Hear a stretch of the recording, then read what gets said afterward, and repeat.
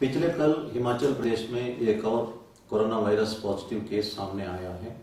ये सिरमौर जिले के पांवटा साहिब सब डिवीजन में तबलीग जमात के एक व्यक्ति जो मरकज दिल्ली से लौटा था, इस पर पाया गया है।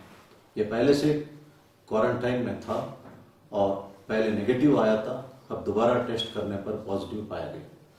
इस वक्त 40 केसेस कोरोना वायरस के हिमाचल प्रदेश में हुआ है, लेकिन कल 7 केस और नेगेटिव होने के कारण इस वक्त अस्पताल में सिर्फ 17 लोग कोरोना वायरस पॉजिटिव की वजह से उपचाराधीन है।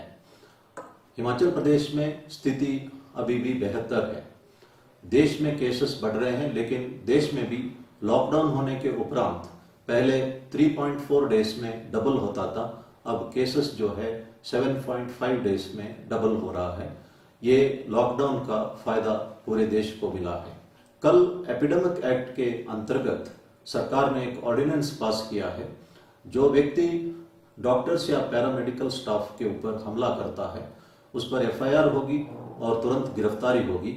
6 महीने से लेकर 7 साल तक का सजा का प्रावधान है, 5 लाख रुपये तक फाइन का प्रावधान है और इनोसेंस प्रूव करना मुलजिम का जिम्मेदारी है। इसीलिए सब लोग सतर्क रहना है और जो सरकारी मुलाजिम के ऊपर अगर हमला करते हैं तो पहले से ही सख्ती से कानून लागू किया जा रहा है। और मैं एक इंस्टेंस बताना चाहता हूँ।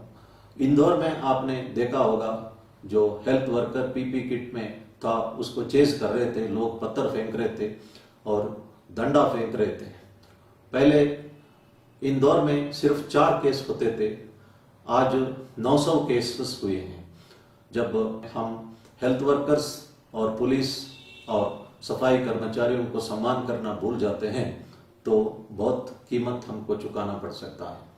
आज शाम 5:30 बजे से 6:30 बजे के बीच में मैं दूरदर्शन के स्टूडियो में रहूंगा और लोगों का सवालों का जवाब दूंगा।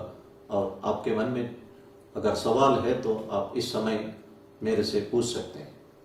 मैंने पहले अनुरोध किया था कि जो केमिस्ट के पास जब लोग आते हैं जो खांसी या बुखार का शिकायत पर, उनका नाम और पता और फ़ोन नंबर नोट करना है। साथ में वे 1077 नंबर पर फ़ोन भी कर सकते हैं और इस पे तुरंत उस व्यक्ति को, मरीज को मदद मिल सकता है। मैंने पहले एक अनुरोध किया था कि 1921 नंबर से आपके मोबाइल में अगर कोई कॉल आता है, वो एक सर्वे का करने के लिए है। आपने जरूर जवाब देना है कोविड-19 के संबंध में, और ये भारत सरकार द्वारा ऑथराइज्ड सर्वे है। इस पे रेस्पॉन्ड करना हम सब का फर्ज है। जो लोग ग्रीन जोन में हैं इस वक्त, वो ये ना सोचे कि बहुत ही ज़्यादा सेफ है। ग्रीन जोन से ऑरेंज जोन में जाना जो है बहुत कम समय लगता है। साउथ कोरिया में एक ही आदमी ने हजारों लोगों को संक्रमित किया है। इसलिए हर वक्त सतर्क रहना हम सब का फर्ज है। कुछ एक घटनाएं हमारे नॉलेज में आया है, खास तौर पर बिलासपुर में कश्मीरी लेबरर्स है, उनके साथ हाथापाई हुई थी। ये सही नहीं है। हमारे नॉलेज में ये भी आया है कि जो पर्टिकुलर कम्युनिटी के लोगों को अस्पताल में या राशन शॉप में या यूटिलिटी सर्विसेज में, पब्लिक प्लेसेस में एक किस्म से डिस्क्रिमिनेशन किया जा रहा है। ये बहुत गलत है।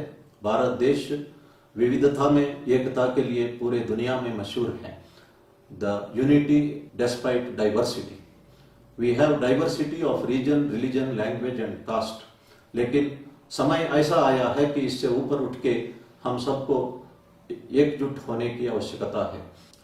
जो शिरडी साईं बाबा है, उनको हिंदू और मुस्लिम दोनों मानते हैं, क्योंकि वो हमेशा नमाज भी करते थे और साथ में कहते थे अल्लाह मालिक। इसलिए सर्व धर्म के लोग शिरडी जाते हैं। इसी तरह भगवान सत्य साईं बाबा ने भी पुट्टपर्ती में एक मॉस्क कंस्ट्रक्ट किया था और प्रशांति निलयम में चारों धर्म का जो सिंबल्स है वो दर्शाया गया स्तूपा में, और सभी धर्म के लोग वहां पे समाधि दर्शन के लिए जाते हैं।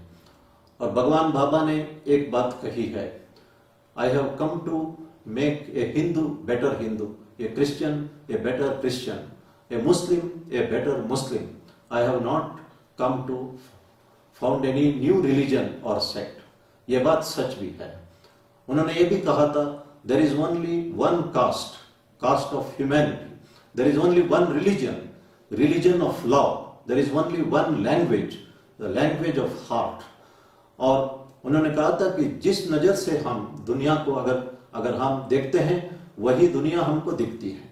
अगर हम दुनिया को एक प्यार, कंपैशन और पीस के नजर पे देखते हैं तो दुनिया हमें लविंग और पीसफुल लगता है। और हम सबको, मैंने पहले भी कहा था कि जब हम दूसरों को मदद करते हैं उससे हमें अपने आप को मदद मिलता है।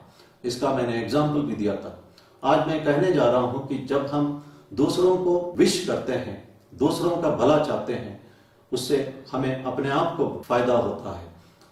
जब हम किसी को happy birthday, happy new year या हैप्पी होली या इस तरह की बातें कहते हैं, विशेष व्यक्त करते हैं, तो वो विशेष जो है हमारा कोर ऑफ द हार्ट से निकलना चाहिए।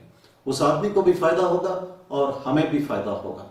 हमारे धर्म में एक प्रार्थना है, सर्वे भवन्तु सुखिनः, सर्वे सन्तु निरामया, सर्वे भद्राणि पश्यन्तु, मां कश्चित् दुःख भाग भवेत्। इसका मतलब है, let all people of the universe be happy, let none suffer from disease, and let all people see only auspicious things, and let no one suffer. इसका मतलब है दुनिया के लोग खुश रहे और कोई भी रोग से पीड़ित ना हो, और दुनिया के तमाम लोग सिर्फ शुभ ही देखे, शुभ वारदातें देखे और किसी को भी कष्ट झेलना ना पड़े। मेरे ख्याल में इस वक्त इससे बेहतर कोई प्रार्थना नहीं हो सकती है। अगर आपको संस्कृत नहीं आता तो आप अंग्रेजी में प्रार्थना कर सकते हैं, और या हिंदी में कर सकते हैं, या अपना किसी भी लैंग्वेज में कर सकते हैं। अगर वो भी नहीं है तो अपना दिल से प्रार्थना कर सकते हैं। इस प्रार्थना का असर आपके ऊपर आएगा। पावर ऑफ पॉजिटिव थिंकिंग, जो नॉर्मन विंसेंट पीले ने लिखा है, इस पे बहुत सारे एग्जाम्पल्स दर्शाए गए हैं। जब हम दूसरों को भला चाहते हैं तो अल्टीमेटली उसको भी भला होगा, हमें भी भला होगा।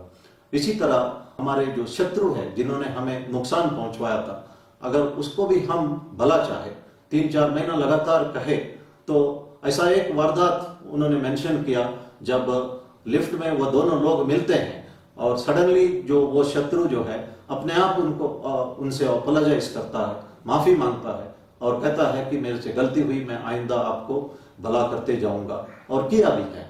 और आपस में इनकी कोई बात नहीं हुई थी, सिर्फ मन की भावना ही उन्होंने अंदर ही अंदर व्यक्त किया था। इसका लाइफ में असर पड़ेगा, और जितना ज्यादा हम दूसरों का भला चाहते हैं उतना ही भला जो है हमें और हमारा परिवार को होता है। इसलिए ये प्रेयर को मैं दोबारा दर्शाता हूं, let all people in the world be happy, let no one suffer from disease, let all people see only auspicious things, and let no one suffer. धन्यवाद। जय हिंद।